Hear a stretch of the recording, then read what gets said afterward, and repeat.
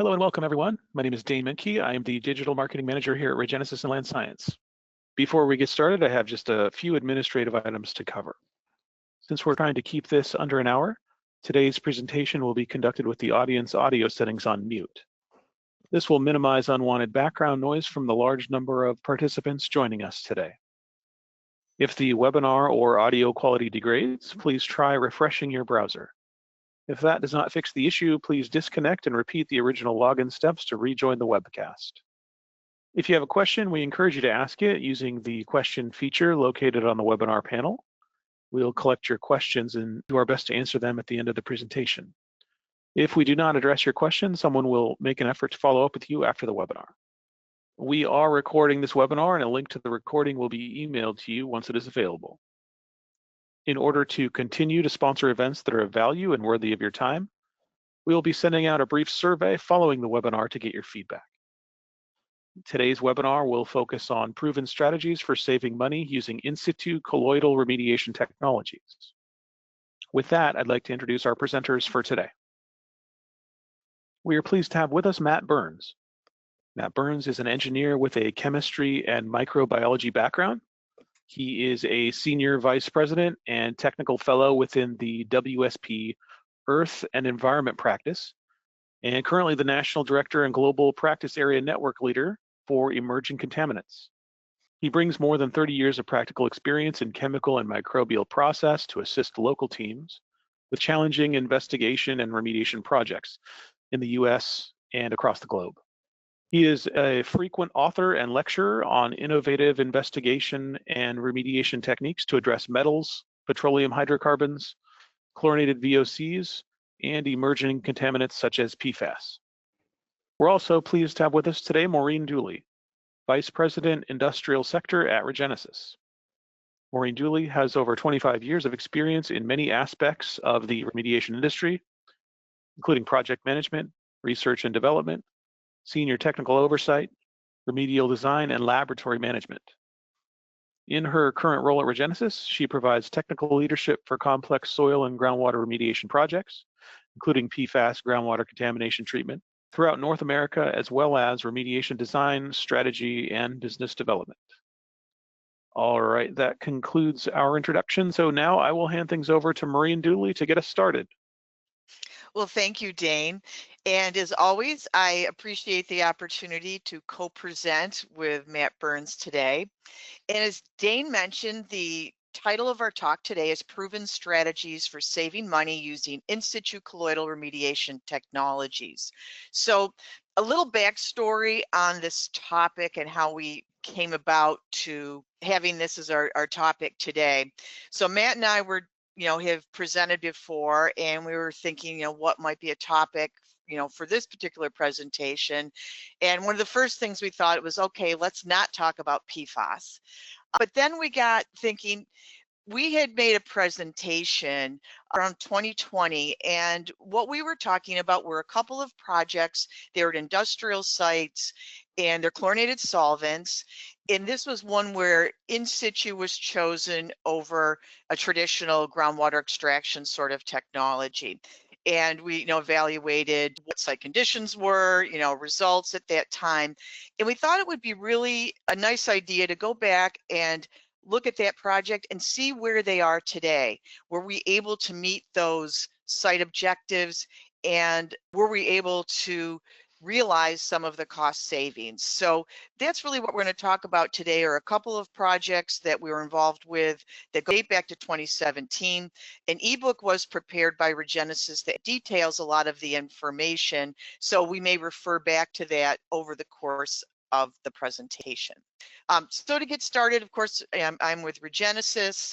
For those that don't know, we are a company that provides turnkey remediation, focusing on in situ remediation of a wide range of contaminants. And we do provide services and technologies for, a range of in situ remediation approaches. So I think it's, important to reflect a little bit just generally on the evolution of groundwater remediation.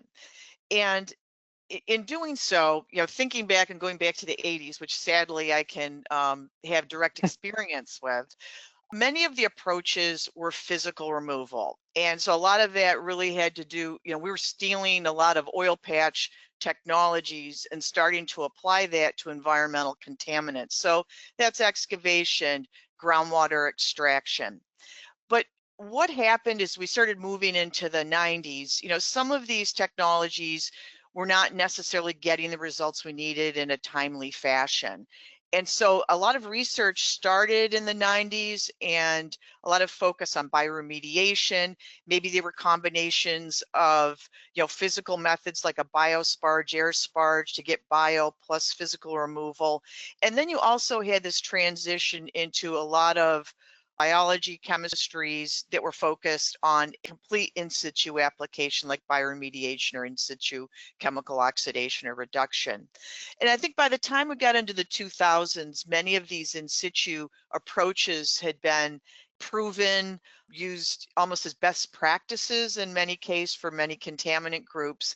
But you also had the onset of using risk-based closure as opposed to always just having a fixed target, combining technologies, and then also using, monitored natural attenuation is perhaps part of the remedy. And so as we get into today, we have quite a few technologies and approaches available to us as remediation practitioners.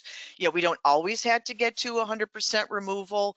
And really what's important is understanding what your conceptual site model is, what are your site-specific remedial objectives, and really designing an effective remedial approach that is able to hit that and also do that in a cost-effective manner. So in getting, traditional groundwater extraction methodology versus in situ, why are you looking at in situ? And I think really one of the biggest, concerns or issues associated with a groundwater extraction system is that you're trying to overcome this persistent back diffusion. And what do I mean by that? So we're talking about chlorinated solvents today. You may have some source material, NAPL, that has worked its way into some maybe the finer grained material. And so you're always having to wait for this contamination to diffuse out of this finer grained material, maybe into a more permeable zone. And that takes a great deal of time. And so if you're relying on a groundwater extraction system to flush all of this contamination out, it can take decades in many cases to be able to achieve some of the targets. So some of the in situ methods, which can be, chemical oxidation, sorption, bioremediation, these can be tailored to focusing, into the zones that really need to be addressed. So you can really look at the site-specific conditions and optimize your results. And then the onset of the colloidal technologies, that gives even better distribution, better targeting, and you can get a more rapid reduction in your contaminant concentrations. And I think one of the other big pieces is, in what's going to be shown in the case studies following that Matt's going to present, is some of the dramatic cost savings and the rapid degradation that's indicated when compared to, general pump and treat systems. So Matt, if you want to go over what you're going to be covering today in our agenda. Thanks, Maureen. I know we wanted to point out to everyone where they can get a hold of the ebook that we're going to be discussing today. So you can download the ebook from the Regenesis website. You'll find ebooks under the resource tab.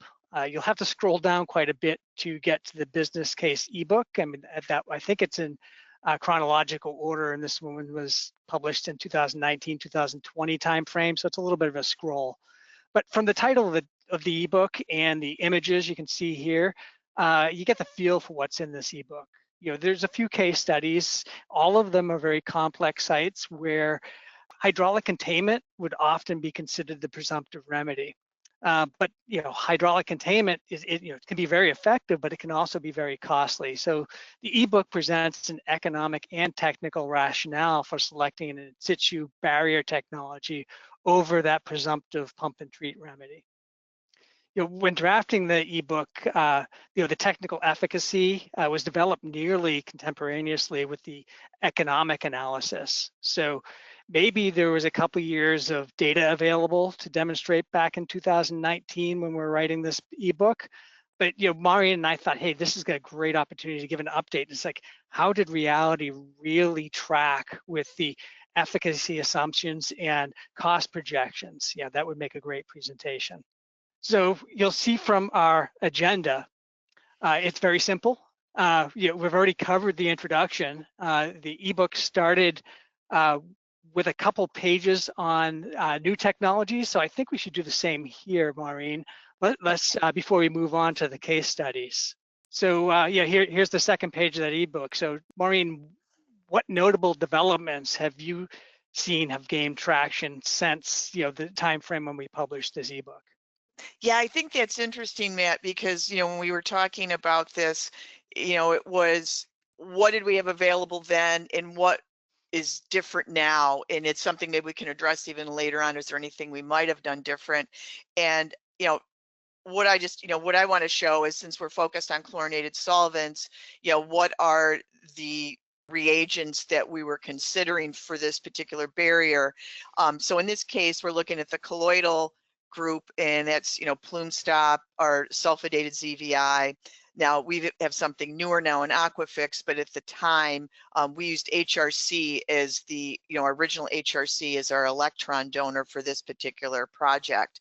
But Regenesis, we're always trying to continue to evolve and have new products. So we'll talk about some of the new things that have come about since 2020. But just as a review for the colloidal technologies for people that may not be familiar. So what is a colloid? So that's a homogeneous and stable mixture of a micron-sized particle that's dispersed in liquid. And this is an example of the colloidal activated carbon, which is used for sorption. And in many ways, this colloidal activated carbon is a game changer, because it's something that this is a material that can be injected under low pressure. You can get really widespread distribution, and it's going to capture your contaminant. Now it says biodegrades on this particular slide. It helps facilitate the biodegradation. Biodegradation will be happening naturally with the bacteria that are there, and maybe any other co-reagents that we may apply. But really the big takeaway for using a colloidal activated carbon is you're going to get a very rapid reduction in the concentration of the contaminant in groundwater. But when dealing with chlorinated solvents, there's really a wide range of technologies that can be used. Sorption, in situ chemical reduction, or enhanced reductive dechlorination, all can be used individually, but there's a lot of synergy when you combine these technologies. So for instance, with sorption, that's going to retard the contaminant flow through the matrix. So you're going to have a little more retention time if you've created a barrier. In situ chemical reduction, that's really fantastic at targeting your parent compounds, PCE, TCE, things like that. And you're going to minimize the production of DCE or vinyl chloride. And then your reductive dechlorination, your bioremediation component, that's going to be very effective at degrading all the daughter products and making sure you're getting to ethene. And also by using the ISCR and the ERD, you're reducing the sorbed mass that's on the carbon, so it's regenerating it so you can have more contaminant sorb onto the activated carbon. So that allows us to work on a wide range of sites, concentration, size, different hydrogeological conditions, where ultimately we're looking to get these low targets, rapid results, and cost effective, because we're going to have, looking back and comparing groundwater extraction, we aren't going to have any O&M, we don't have disruption at the site. And we are also able to really focus in on applying materials where it needs to be applied. And ultimately, this is the sort of results that you want to see. You want to see when sorption is included, you want to see this very rapid reduction in the contaminant levels, but also make sure that they're maintained. So very specifically, since 2020, what are some of the technologies that we have available now? I'd say number one is better delineation. This is using flux tracer, which is our passive flux meters. And so they're used to measure contaminant mass flux and delineate the vertical concentration, and also the vertical flux. We also have an improved ERD product with Aquafix, which is a colloidal electron donor that can be used with the PlumeStop. And we also have something called IBIS, which is an improved delivery system. But focusing for a minute on the passive flux meters or flux tracer, when you're looking to design a permeable reactive barrier, a permeable retention barrier, anything like that, it is critical to understand what groundwater flow is and what the flux of contamination is coming in to your barrier. So, your standard methodology of pump tests or slug tests, they're really looking at what an average is across a particular zone. By using a passive flux meter, you're able to delineate this vertical zone, and you can see that can be a lot of variation in either groundwater velocity or contaminant concentration. So, what that translates to is you're able to have better resolution in where your treatment zone is by identifying these flux zones. And so this way, you know where to put the product. So if this is where the flux is, or this is where your concentration is, perhaps this is where you should focus where your reagents are. And at the end of the day, you're going to get better results and in a more cost-effective solution. And just to highlight this is an example of a project where we had an original seepage velocity estimated at 1,200 feet per year, which is pretty robust. And after running the flux tracers, we were able to collect data that showed it was closer to 300 feet per year. It reduced the barrier length by 44%, and it ended up saving close to $380,000. So the Regenesis process has changed since 2020, where if we have any kind of barrier, we strongly recommend, including flux tracer as part of the learning and understanding your conceptual site model, and we'll use that information to revise the design.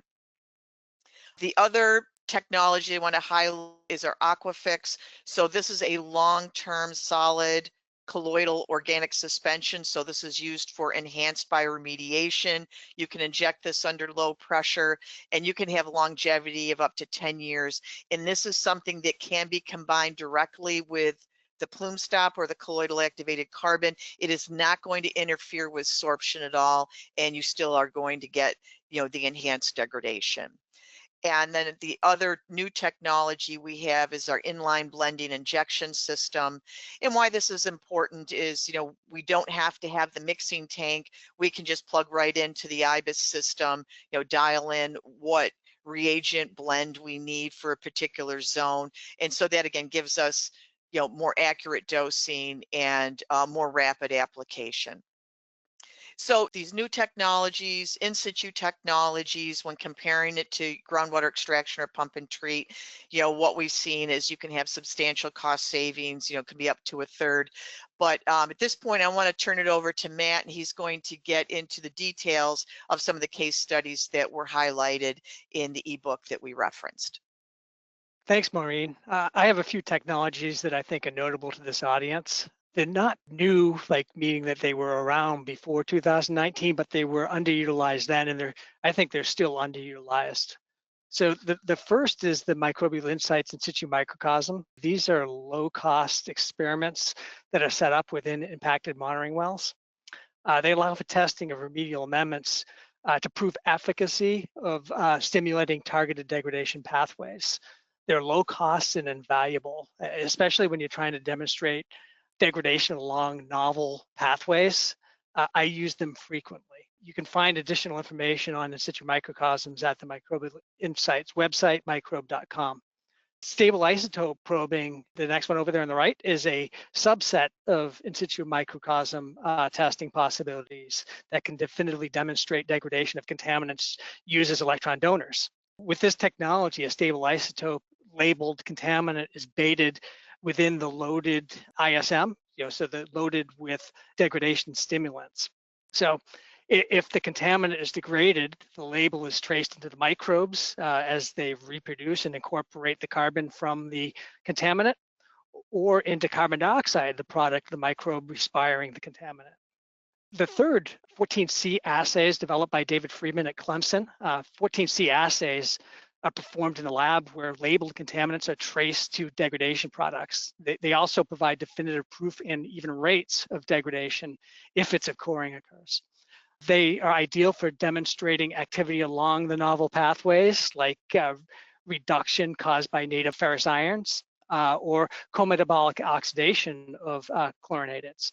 Yeah, I've found these M&A degradation pathways to be active in oxic conditions, and I was able to demonstrate that the degradation pathways were active by using the C14 assays. So the Microbial Insights has some information on their website about this, including a webinar by Dr. Friedman. So I encourage everyone to check that webinar out. The document to the right is probably the most underutilized guidance in the industry. It provides a framework for selection of bioremediation approaches, including M&A along those C14 assay proving pathways. So on to the case studies now that we've gotten the updates done. So case study 1, this case study is a PlumeStop and S-MicroZVI application, and the site is located in northern Quebec. The site is a rail yard that historically used chlorinated solvents. Operations led to the release of petroleum and chlorinated solvents. I'm going to be focusing on groundwater where the chlorinated ethenes and ethanes and their reductive daughter products are the primary concern. It's the primary concern because the presence of downgradient residential potable wells. M&A is occurring at the site. We have lots of good data that shows that, including isotopic data that demonstrate DCE fractionation without accumulation of vinyl chloride. So sequential reduction isn't responsible for that vinyl chloride going away or being skipped or the DCE being destroyed. So it's definitely not a hydrogenolysis pathway that's taking it to complete degradation. So the remediation concept at this site was to limit mass flux of the chlorinated solvents that needed to be managed by this M&A that was ongoing, either by installing a hydraulic containment pump and treat system or by installing a passive treatment barrier like bio and abiotic pathways that Maureen was talking about. So a cost comparison was performed to figure out which is going to be the best alternative. And it, zoom in here a little bit. Pump and treat and capital costs were estimated to be about $500,000, and the in situ barrier capital costs were estimated to be about $165,000. So that's a $355,000 in potential cost savings. So the potential O&M cost savings were even bigger. Cost of annual sampling plus maintenance injections versus the cost of annual sampling plus the costly pump and treat O&M.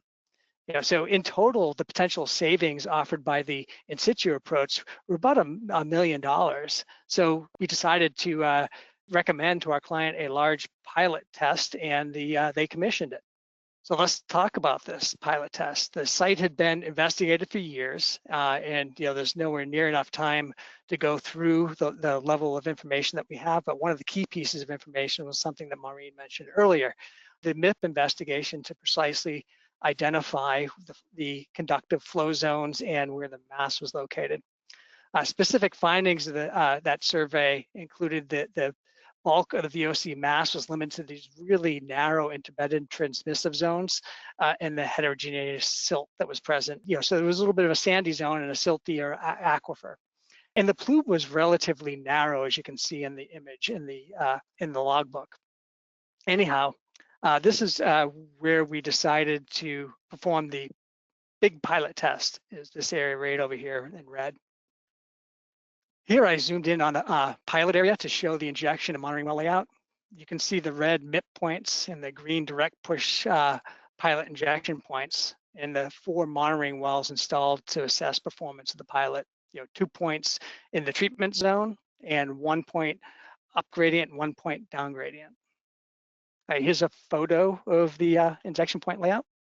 And one thing that I really want to note here is something that I do a lot of times with my PlumeStop applied sites is before the injections, we deployed native aquifer material in situ microcosms into each of the monitoring wells, 2 within the barrier and 1 up gradient and 1 down gradient.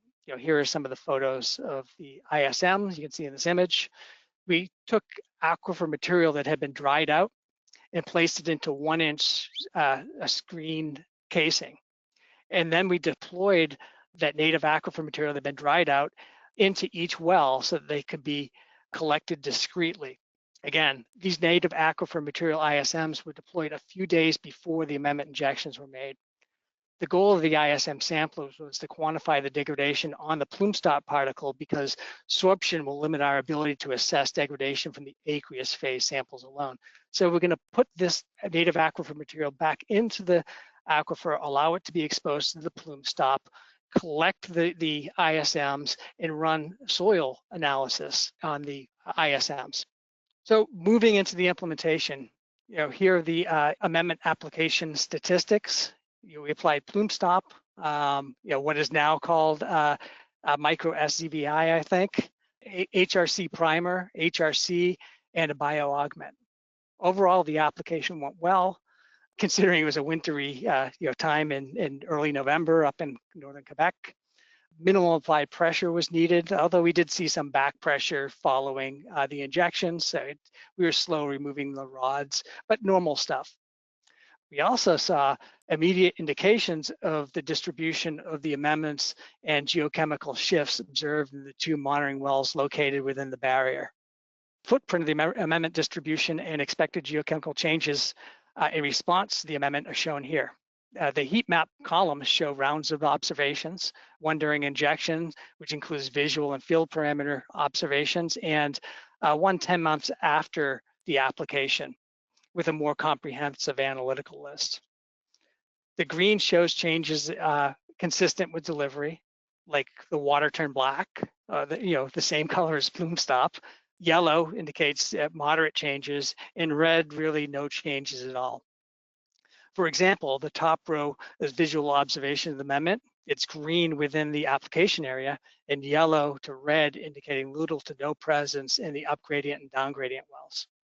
You can see within the barrier, there's strong evidence of delivery with ORP, DOC, BOD, iron, and sulfide data, all showing strong indications of delivery as compared to the upgradient and downgradient locations. This slide shows sorbed VOC data and mole fraction information collected from the ISMs. The x-axis of each plot shows the dates of the baseline and performance monitoring sampling. The y-axis is the total VOC concentrations in milligrams per kilogram. The mole fraction is shown here in the pie chart that plots the total VOC concentrations. So red in that pie chart is TCE and TCA, yellow is DCE and DCA, and green, vinyl chloride. So we mathematically subtracted the VOCs in the soil moisture by using the percent moisture and the groundwater analytical data. So this is as a dry weight with all the VOCs attributable to the groundwater subtracted out. So the plots of PO2 and PO3 data, they show no or next to no sorbed VOC mass after the treatment. So no VOCs in the groundwater and no VOCs sorbed to the PlumeStop. This means the mass balance demonstrates contaminant destruction, not just partitioning, right? So we're able to demonstrate that any degradation that we see in the aqueous phase, which we'll see that data in a minute, is not related to just partitioning of the TCE onto the PlumeStop. It means that there's none on the PlumeStop, so we're able to prove that, hey, it's not going there, it must be being destroyed. So Matt, I'm going to chime in on this because this data is really unique. This isn't the type of data that's typically collected, but I think it's really important because you're able to demonstrate that the contaminant isn't just sorbed, stain in that form, that you're actually have what's sorbed to the PlumeStop is actually undergone degradation, and you're seeing this whole ratio change of what's there, and even to get to a non-detect. So I think that methodology that you use is really interesting and really informative. Yeah, and it's really easy to do, Maureen. So we also back this information up with all sorts of advanced diagnostics like isotopic data and all that I won't be presenting today. But I thought I'd present this in situ microcosm approach because it's really, really easy. Just take some of the native aquifer material, pack it into a small screen, put it down the hole, do your injections, and then your injections will coat the ISMs, and then you can look at specifically at what the impacts of the PlumeStop were. Like, is the PlumeStop responsible for the mass reductions that you see, or is it not, right? So in this case, we're able to demonstrate that, hey, no, there's no sorbed VOCs on the PlumeStop that we just applied there. The PlumeStop is doing a great job at slowing things down, but is not sucking up the mass and falsely contributing to like almost a false positive of degradation.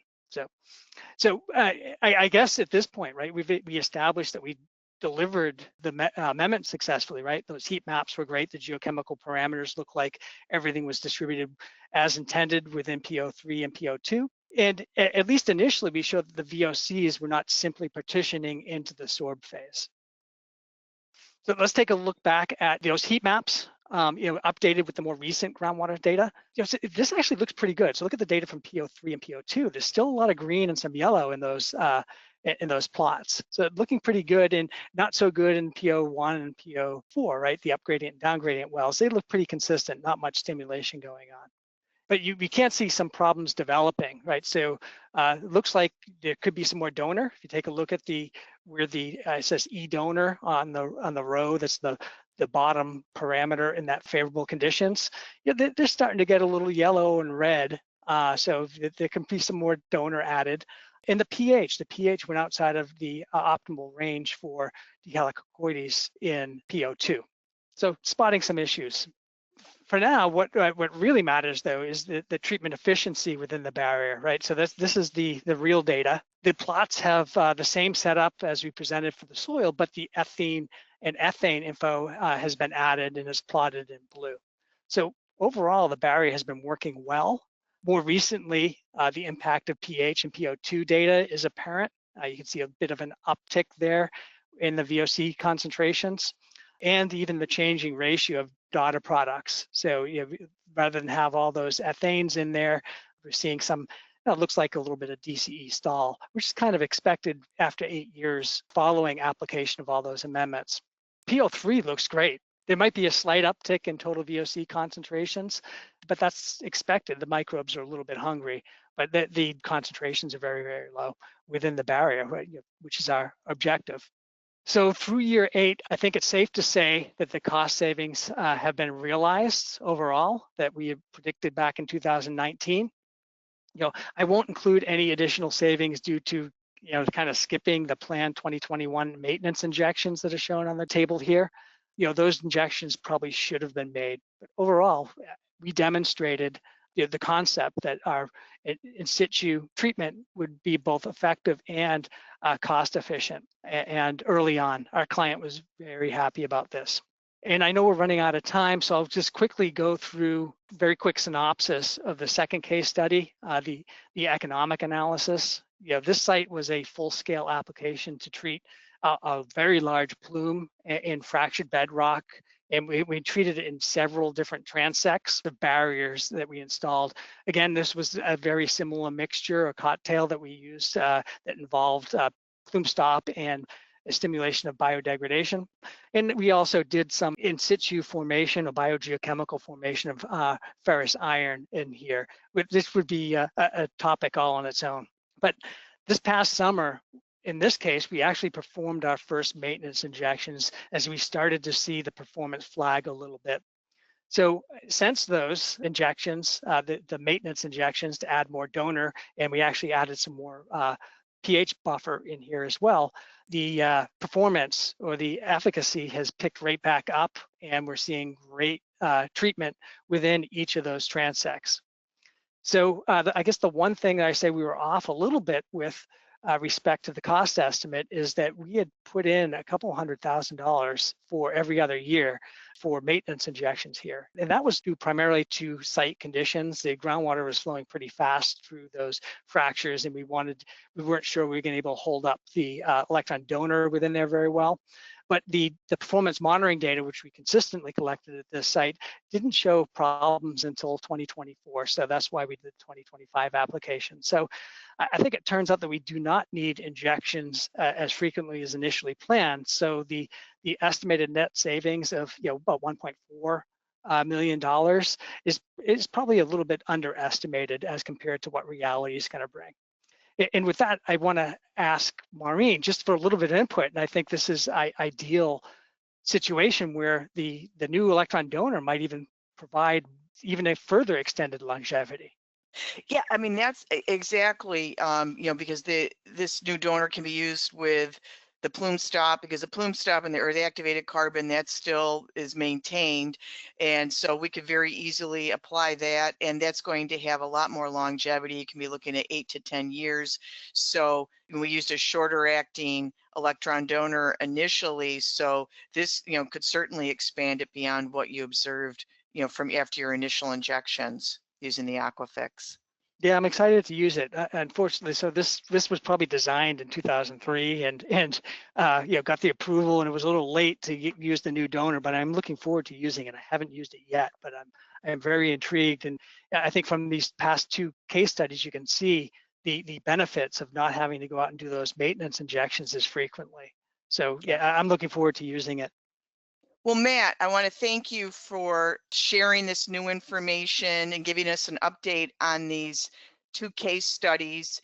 I found it really interesting and informative, and I was, happy to see that, generally things have been maintained and have met the objectives.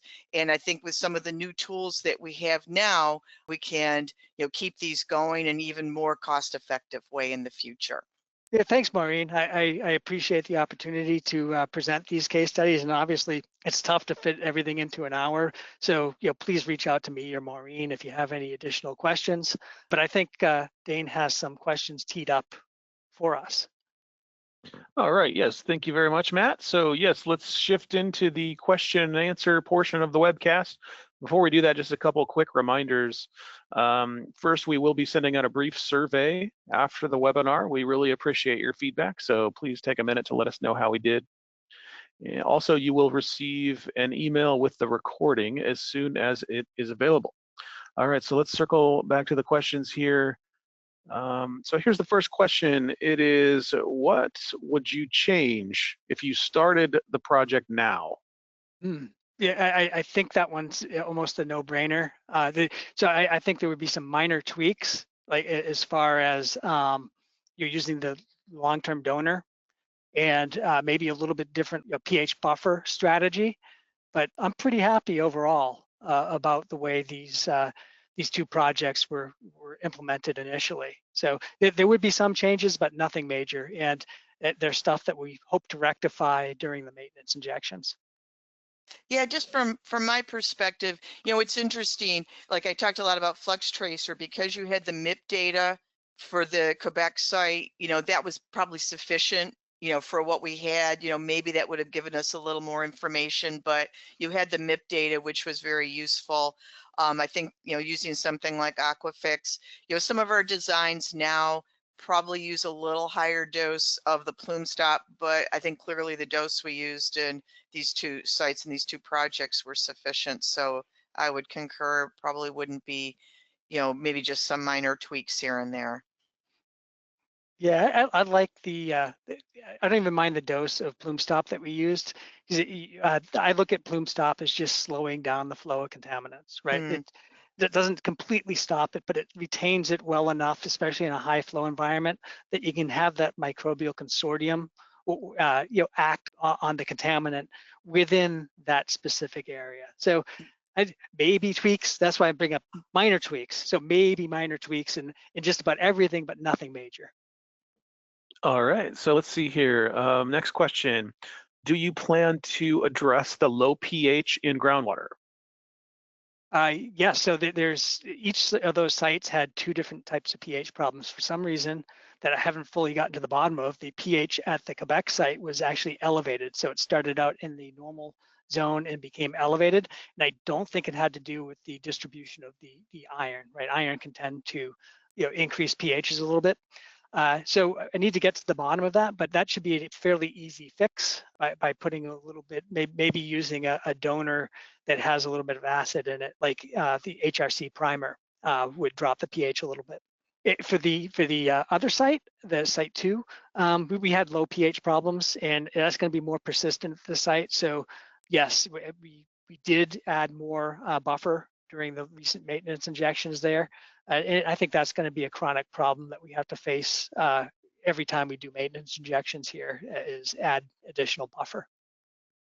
All right, so let's see here. Here's another question, and it is, how do you verify contaminant reduction and ensure long-term effectiveness after in situ treatment? Sure. So that, I think we have multiple ways of trying to prove efficacy along the project path. So first of all, I mentioned those in situ microcosms. Usually before I even go propose a pilot test, right, which can cost hundreds of thousands of dollars, I'll do an efficacy test using those in situ microcosms, at the few $1,000 level.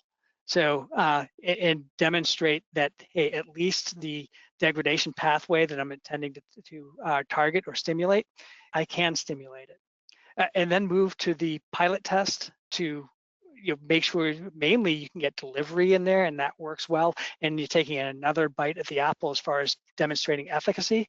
And during pilot tests, I usually collect a ton of data. Actually, I shouldn't say a ton.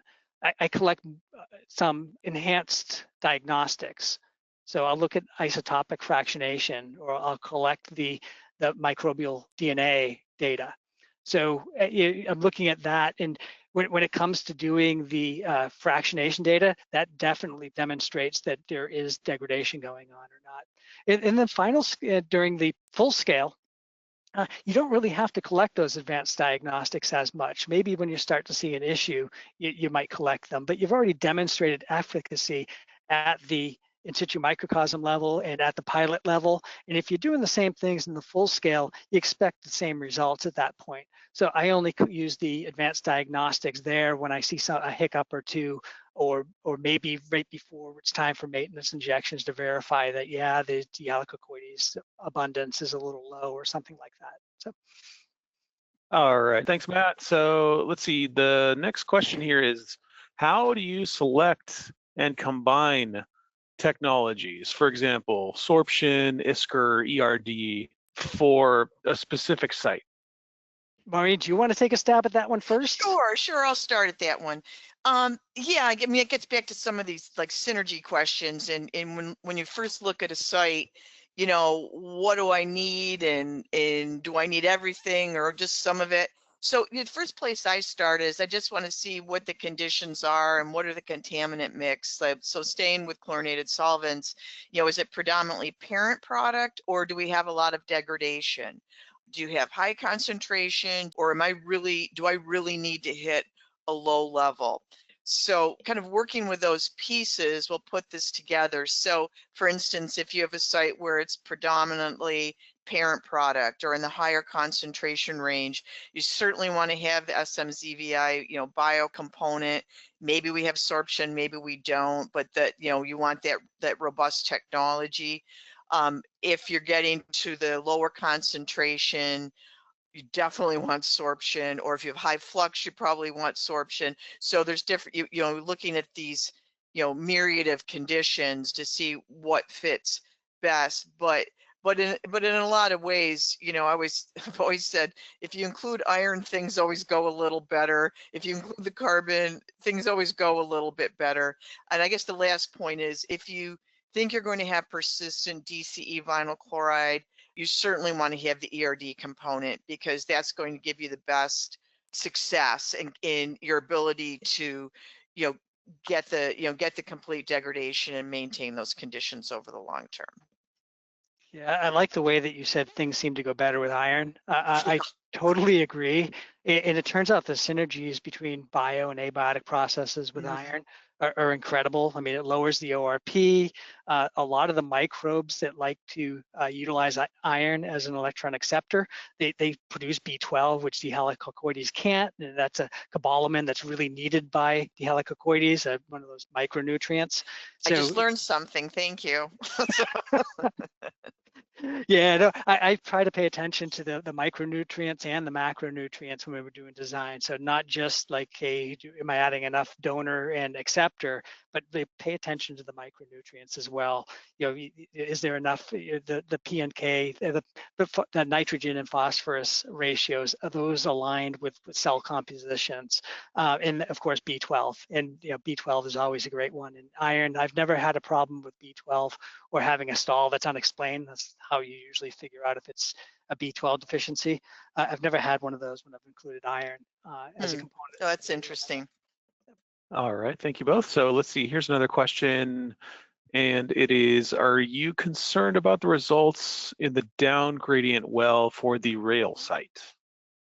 It's a good one, Dane. So as far as the performance, right? We were able to cut a transect of clean groundwater through that plume. It looks like the horses are out of the barn already with some of that down gradient sample. And as I mentioned before, it's fairly silty and with some discrete high flow zone. So there's probably going to be dealing with back diffusion there for quite a while. So a little concerned, like maybe we consider doing another transect down gradient if we can find a place with access. That could help with lowering the mass flux so that M&A can do its job. But I'm not too worried or not too concerned as far as like my personal goals here is demonstrating efficacy of the technology. So we demonstrated that efficacy. We've proven it is much better than pump and treat. And if we want to do another one, no problem. If that makes sense to do that. If the down gradient M&A seems to be a little overwhelmed still, even with cutting off some of that mass flux. Okay, so here's another question. Next question is, are there any other injections planned for either site? Both of them are getting maintenance injections. So we just performed one for that site 2. Site 1, they're going to probably be doing it. We're designing it now. So that probably be as soon as things star out up there. So probably early summer for additional injections or maintenance injections at that site 1. Okay, and another question, did you use in situ microcosms at either site, and how did you use the data? Yes, I used them at both sites. It's such a low cost thing to do and demonstrate efficacy of the ability to stimulate the selected degradation pathway, and provides a comfort level that is just phenomenal. So yeah, I call it fail small and succeed big. So if I'm going to find a problem, I want to find a problem at that couple $1,000 level, as opposed to just nothing's happening in my pilot test, and God forbid full scale. So yeah, I use them all the time, especially when I'm trying to stimulate some novel degradation pathways. Now, the degradation pathways at these 2 sites weren't incredibly novel, but I still used them just to make sure there was no issues that I wasn't foreseeing. Where I'm trying to stimulate things like biogenic iron formation, iron mineral formation like macawinite, I definitely use the in situ microcosms and rely upon them a little bit more. All right, thank you very much, Matt. So that is going to be the end of our chat questions. If we did not get to your question, someone will make an effort to follow up with you. For more information about services from WSP, you can visit WSP.com. If you would like to learn more about remediation solutions from Regenesis, please visit Regenesis.com. Thanks again very much to our presenters, Matt Burns and Maureen Dooley, and thanks to everyone who could join us. Have a great day.